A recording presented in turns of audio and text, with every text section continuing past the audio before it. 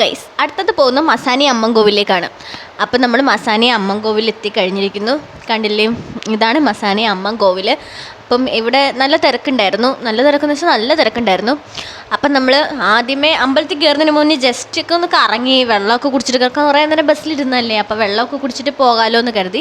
അപ്പോൾ അങ്ങനെ വെള്ളം കുടിക്കാൻ വേണ്ടി നമ്മളൊരു കട കണ്ടുപിടിച്ചു. പക്ഷേ ഈ കടയിൽ നല്ല റേറ്റാണ് ഓരോ സാധനങ്ങൾക്കൊക്കെ ആണെങ്കിലും. അപ്പം അങ്ങനെ ചേച്ചി ഓറഞ്ച് ജ്യൂസ് ഞങ്ങൾക്ക് തന്നു. ഓറഞ്ച് ജ്യൂസും പിന്നെ ചേട്ടായിട്ട് നാരങ്ങ വെള്ളം കുടിച്ചു. അപ്പോൾ ഓറഞ്ച് ജ്യൂസിന് തന്നെ 100 രൂപയും നാരങ്ങ വെള്ളത്തിന് 40 രൂപയും. നമ്മുടെയൊക്കെ 20 രൂപയ്ക്ക് ഇവിടെ.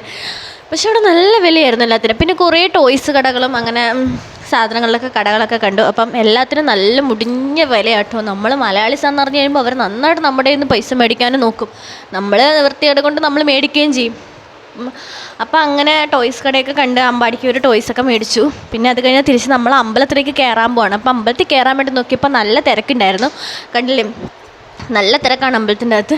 അപ്പം നമുക്ക് അമ്പലത്തിൻ്റെ അകത്ത് നമുക്ക് ഫോൺ കൊണ്ടുപോകാനൊക്കെ പറ്റും. അപ്പം അങ്ങനെ നമ്മൾ അമ്പലത്തിൻ്റെ ഉള്ളിലേക്ക് ഫോൺ കൊണ്ടുപോയി അങ്ങനെ കുറച്ച് വീഡിയോസൊക്കെ എടുത്തു.